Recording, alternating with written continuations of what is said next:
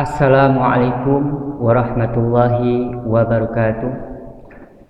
Alhamdulillahillazi arsala rasulahu bil huda wa dinil haq liyusirahu ala dini kullihi wa kafa billahi syahida. Asyhadu an la ilaha illallah wahdahu la syarikalah wa asyhadu anna sayyidina Muhammadan abduhu wa rasuluh. Allahumma sholli wa sallim ala sayyidina Muhammad wa ala ali sayyidina Muhammad. Perkenalkan, nama saya Sujarwo SPDI MPD. Riwayat pendidikan saya S2 Pendidikan Agama Islam di Universitas Islam Negeri Raden Patah Palembang. Saya mengajar di Universitas PGRI Silampari, yaitu di Fakultas Ilmu Sosial Humaniora, seperti di Prodi PGSD, Bahasa Indonesia, Bahasa Inggris, mengajar di Prodi Sejarah, serta mengajar di Fakultas Sains dan Teknologi seperti Prodi Ilmu Komputer, Sistem Informasi dan Teknologi Informasi. Dengan NIDN saya 0213128802, salah satu mata kuliah yang saya ampu adalah mata kuliah Pendidikan Agama Islam. Mata kuliah ini sangat linear dengan mata kuliah saya yang saya ampu. Dengan kode mata kuliah saya MKU Umum dengan kode mata kuliah 111 merupakan mata kuliah wajib bagi mahasiswa semester 1 dan 2. Pada mata kuliah ini bertujuan untuk membentuk mahasiswa yang beriman, bertakwa dan berakhlak mulia, serta mampu mengaplikasikan nilai-nilai Islam dalam kehidupan sehari-hari. Mata kuliah ini wajib diambil oleh semua mahasiswa yang beragama Muslim. Materi pembelajarannya pada perkuliahan ini akan dibahas materi-materi sebagai berikut. Yang pertama yaitu konsep manusia dan agama dalam Islam, hakikat agama Islam, sumber ajaran agama Islam, kerukunan antar umat beragama, etika moral, akhlak dan karakter, ibadah sholat 5 waktu, hukum tajwid dalam membaca Al-Quran, dan hukum Islam dalam menuntut ilmu, hukum perkawinan dalam Islam, dan pengantar ekonomi Islam. Capaian pembelajaran pada mata kuliah ini, yang pertama, mahasiswa mampu menjadikan dirinya beriman dan bertakwa kepada Tuhan Yang Maha Esa, mampu memahami kepribadian muslimnya, mampu mengetahui dan memahami sikap dan akhlaknya, mampu dan mengetahui sumber-sumber hukum Islam seperti Al-Quran, hadis, dan qiyas, mampu membaca dan menulis ayat Al-Quran dengan baik, mampu mengetahui dan memahami rukun sholat dengan baik, mampu mengetahui dan memahami menuntut ilmu sebagai seorang muslim, mampu mengetahui hukum perkawinan dalam Islam, dan mampu mengetahui memahami pengantar ekonomi Islam. Dengan sumber referensi utama yaitu Pendidikan Agama Islam untuk perguruan tinggi umum dan sumber-sumber lainnya yang berkaitan dengan mata kuliah PAI, baik jurnal, artikel, dan majalah yang berkaitan dengan mata kuliah Pendidikan Agama Islam. Metode pembelajarannya yaitu bisa tanya jawab, diskusi, bisa juga dengan metode pembelajaran berbasis project atau project based learning. Media pembelajarannya yaitu PPT bahan ajar, infocus atau laptop, mouse, dan pointer.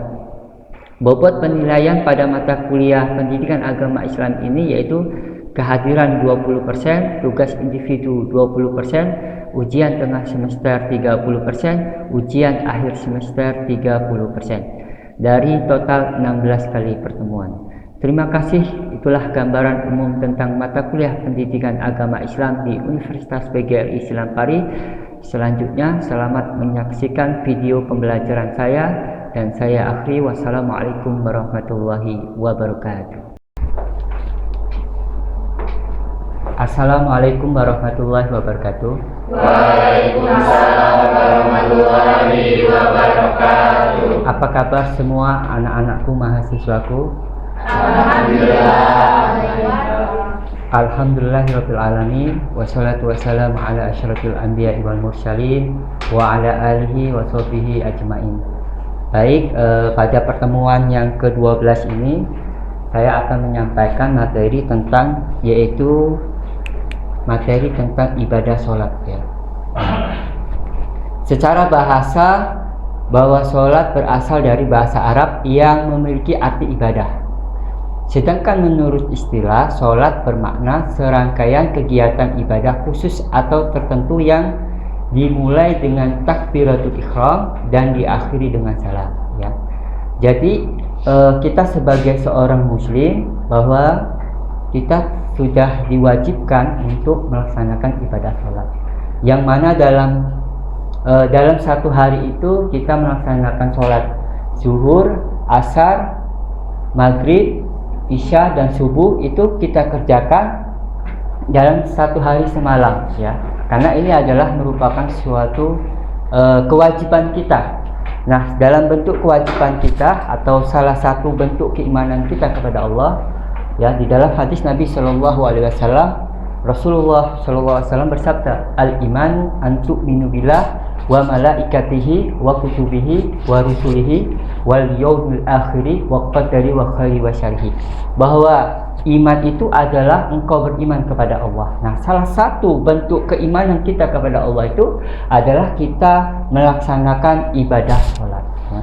Karena apa? Karena sholat ini adalah merupakan rukun Islam ya. Ya, ini adalah merupakan rukun Islam. Kita lihat ya, di sini ada dalil yang mewajibkan ini adalah dalil yang mewajibkan sholat ya. Dalilnya adalah Quran surat Al-Baqarah ayat ini adalah ayat yang berbunyi wa aqimus sholata wa atuz zakata warka'u ma'ar raki'in. Dan dirikanlah sholat, tunaikanlah zakat, dan rukuklah beserta orang-orang yang rukuk. Ini adalah dalil diwajibkannya bahwa seorang muslim harus melaksanakan sholat dalam sehari semalam. Kemudian ada perintah dalilnya lagi, inna sholata tanha 'anil fahsya'i wal munkar. Dan dirikanlah sholat, sesungguhnya sholat itu mencegah dari perbuatan-perbuatan keji dan munkar. Al-Ankabut, ini surat Al-Ankabut ayat 45. Nah, jadi tadi saya sudah menjelaskan terkait masalah sholat ya. Ini merupakan rukun Islam yang kedua setelah kita bersyahadat, sebagaimana di dalam hadis diriwayatkan oleh Bukhari Muslim, al-Islamu anta budallaha wa la tusyrika bihi syai'an ya, bahwa Islam itu adalah engkau menyembah kepada Allah dan engkau tidak menyekutukannya, dan engkau bersaksi ya bahwa Nabi Muhammad itu adalah utusan Allah ya. Wa aqimus shalah, dan mendirikan salat, wa atuyul zakat, dan mendirikan dan membayar zakat. Kemudian watasawm Ramadan ya, berpuasa di bulan suci Ramadan. Dan yang terakhir watahujul baiat, yaitu melaksanakan ibadah haji bagi yang mampu. Nah, setelah kita mengetahui bahwa rukun Islam yang kedua itu adalah sholat, maka kita harus bisa sholat. Bahkan di dalam hadis Nabi diperintahkan sholat itu hendaklah ditanam ke dalam hati dan jiwa anak-anak kita dengan cara apa?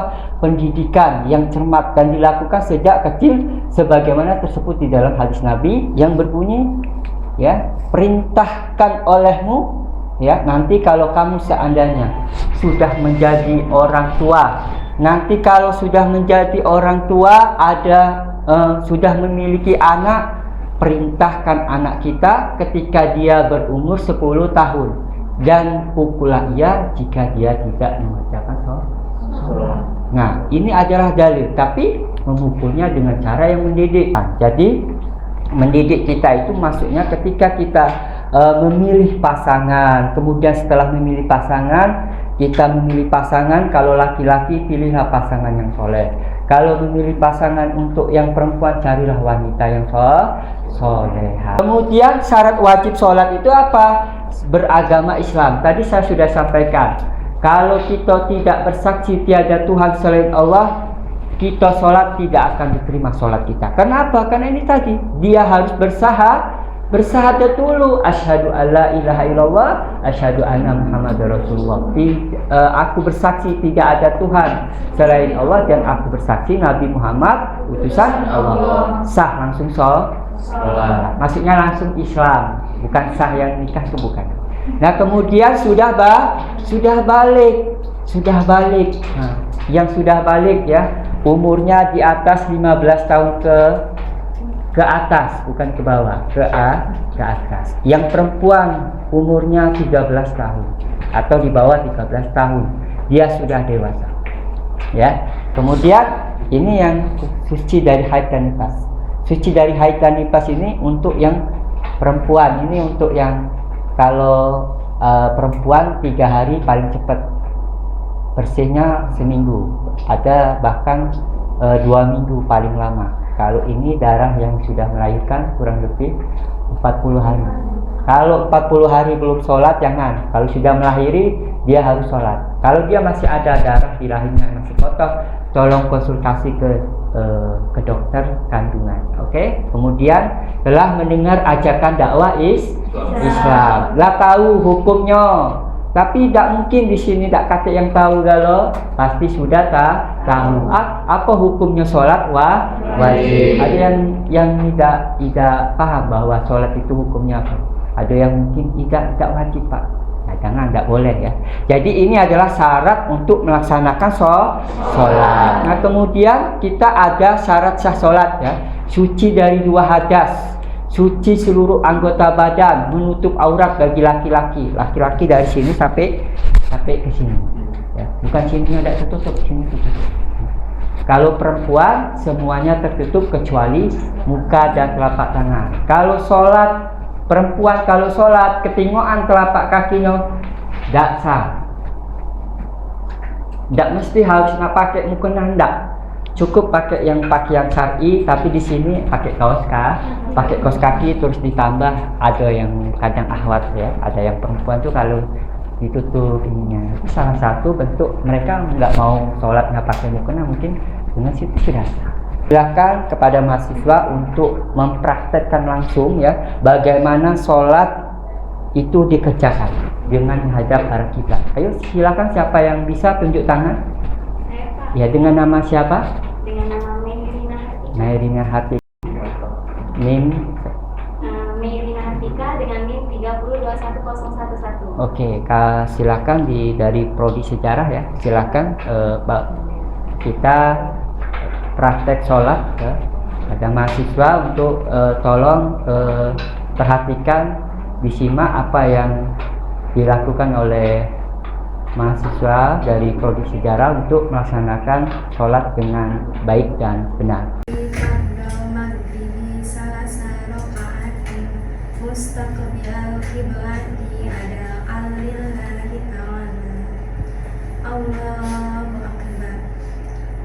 Allahu akbar kabira walhamdulillahi katsira wa subhanallahi bukratan wa asila.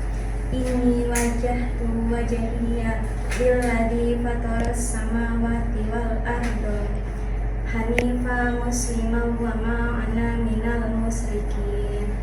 Inna sholati wa nusuki wa mahyaya wa mamati lillahi rabbil alamin. La syarika lahu wa bidzalika umirtu wa ana minal muslimin. A'udzu billahi minasy syaithanir rajim. Bismillahirrahmanirrahim. Alhamdulillahi rabbil alamin. Arrahmanirrahim. Maliki yaumiddin. Iyyaka na'budu wa iyyaka nasta'in. Ihdinas siratal mustaqim. Siratal ladzina an'amta 'alaihim ghairil maghdubi 'alaihim waladdallin. Bismillahirrahmanirrahim. Alam tara kaifa fa'ala rabbuka bi ashabil fil. Alam yaj'al kaidahum fi tadlil. Wa arsala 'alaihim tayran ababil tarmi فجعلهم كعصف مأكول. Allahu Akbar. Subhana rabbiyal azimi wa bihamdi. Subhana rabbiyal azimi wa bihamdi. Subhana rabbiyal azimi wa bihamdi. Sami Allahu liman hamidan. Rabbana lakal hamdu mil'us samawati wa mil'ul ardi wa mil'u ma sitta min syai'in ba'du. Allahu Akbar. Subhana rabbiyal a'la wa bihamdi. Subhana rabbiyal a'la wa bihamdi. Subhana rabbiyal a'la wa bihamdi. Allahu Akbar. Rabbi firli warhamni wajburni warfa'ni warzuqni wahdini wa'afini wa'fu anni. Allahu Akbar. Subhana rabbiyal a'la wa bihamdi. Subhana rabbiyal a'la wa bihamdi. Subhana rabbiyal a'la wa bihamdi. Allahu Akbar. A'udzu billahi minasy syaithanir rajim. Bismillahirrahmanirrahim. Alhamdulillahi rabbil alamin. Ar-Rahmanir-Rahim. Maliki yaumiddin. Iyyaka na'budu wa iyyaka nasta'in. Ihdinas siratal mustaqim. Siratal ladzina an'amta 'alaihim ghairil maghdubi 'alaihim waladdallin. Bismillahirrahmanirrahim. Ara'aital ladzi yukadzibu biddin. Fadzalikal ladzi yad'ul yatim wa la yahuddu 'ala ta'amil miskin. Fawailul lil musallin alladzina hum an sholatihim sahun. Alladzina hum yura'una wa yamna'una al-ma'un. Allahu Akbar. Subhana rabbiyal azimi wa bihamdi. Subhana rabbiyal azimi wa bihamdi. Subhana rabbiyal azimi wa bihamdi. Sami Allahu liman hamidan. Rabbana lakal hamdu mil'us samawati wa mil'ul ardi wa mil'u ma sitta min syai'in ba'du. Allahu Akbar. Subhana rabbiyal a'la wa bihamdi. Subhana rabbiyal a'la wa bihamdi. Subhana rabbiyal a'la wa bihamdi. Allahu Akbar. Rabbi firli warhamni wajburni warfa'ni warzuqni wahdini wa'afini wa'fu anni. Allahu Akbar. Subhana rabbiyal a'la wa bihamdi. Subhana rabbiyal a'la wa bihamdi. Subhana rabbiyal a'la wa bihamdi. Allahu Akbar. At-tahiyatul mubarakatus shalawatut thayyibatu lillah. Assalamu alayka ayyuhan nabiyyu wa rahmatullahi wa barakatuh. Assalamu alayna wa ala ibadillahi sholihin. Asyhadu an la ilaha illallah wa asyhadu anna muhammadar rasulullah. Allahumma sholawat mana? Allahumma sholli ala sayyidina Muhammad. Langsung tegak ke rakaat ketiga. Tambah Allahumma sholli ala sayyidina Muhammad. Allahumma sholli ala sayyidina Muhammad. Allahu Akbar. A'udzu billahi minasy syaithanir rajim. Bismillahirrahmanirrahim. Alhamdulillahi rabbil alamin. Ar-Rahmanir-Rahim.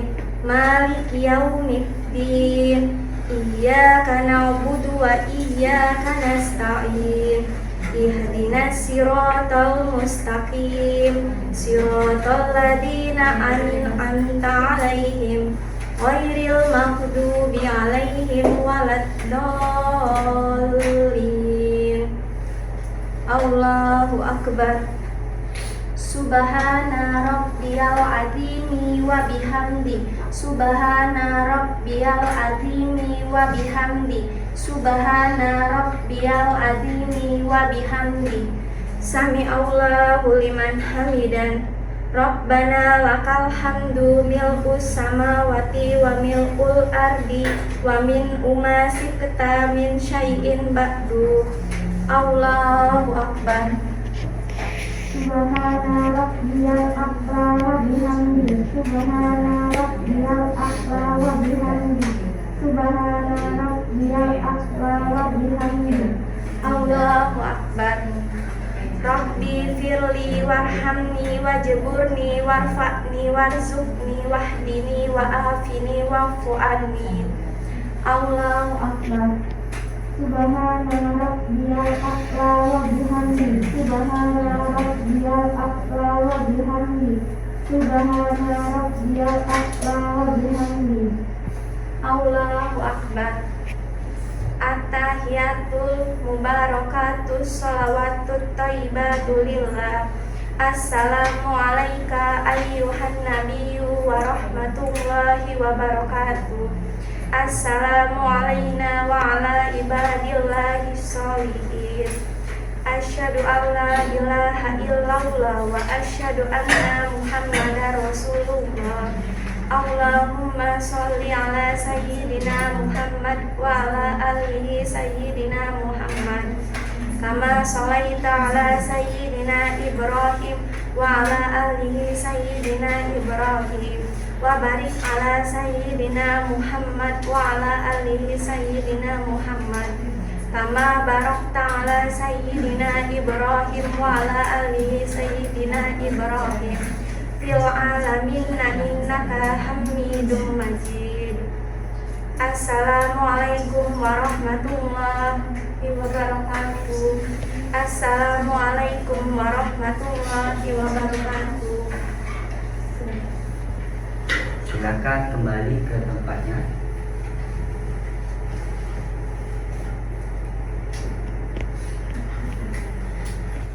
Kami persilakan pada mahasiswa buka sesi pertanyaan.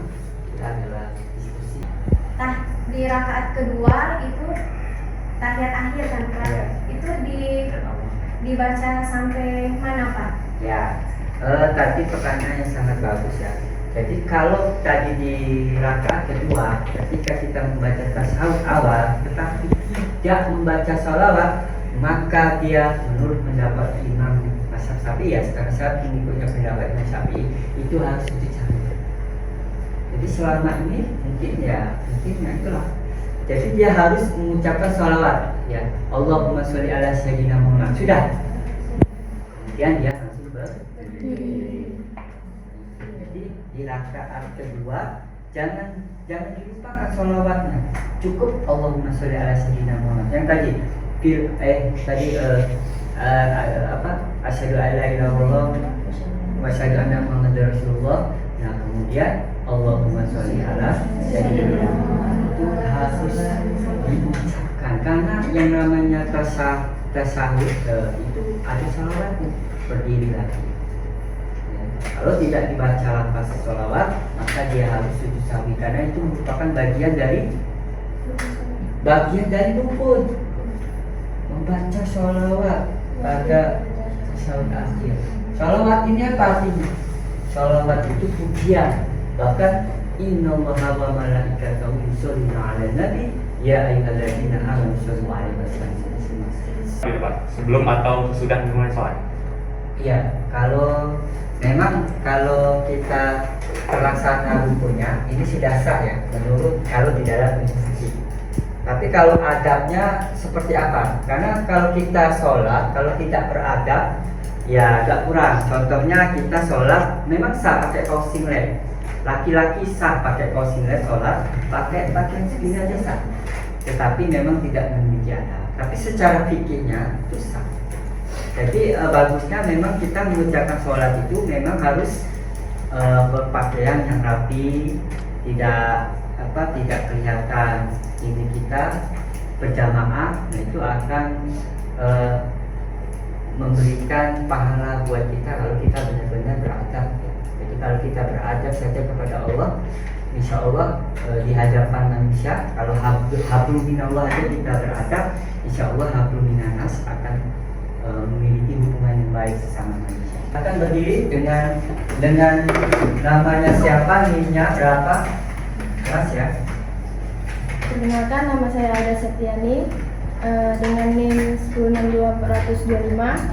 Pertanyaannya, bagaimana hukum sholat bagi seorang yang dalam perjalanan jauh, Pak? Oh ya, siap ya. Jadi pertanyaan sholat, hukum sholat ketika bagi orang yang dalam perjalanan, maka ada keringanan. Kalau dalam istilah bahasa Arabnya itu ada rukhsah. Rukhsah itu keringanan. Kalau misalnya kita nak jalan ke Palembang itu lebih dari 80 km, itu boleh dijamak. Jadi kalau sholat zuhur asarnya digabung dikerjakan di waktu zuhur, itu namanya jamak takdim. Kalau misalnya sholat zuhur asar digabung dikerjakan di sholat asar, namanya jamak takhir. Itu namanya sholat jamak. Tetap harus dilaksanakan, tetapi ada keringanan. Atau dia sholat qashar, misalnya sholat zuhur 2 rakaat, sholat asar 2 rakaat, itu boleh. Itu namanya sholat qashar. Juga sama kayak tadi, hanya beda penyebutan saja. Kalau qashar itu 2 rakaat, kalau di jamak itu digabung 2 waktu jadi 1 waktu jadi 2 rakaat. Nah itu ya. Nanti kita akan lebih jelaskan lagi bagaimana sholat jamak. Nanti ada bab khususnya nanti ya. Itu saja materi yang dapat saya sampaikan pada perkuliahan pertemuan yang ke-12 ini. Saya selaku dosen pengampu mata kuliah pendidikan agama Islam mengucapkan terima kasih dan saya akhiri. Wassalamualaikum warahmatullahi wabarakatuh. Waalaikumsalam warahmatullahi wabarakatuh.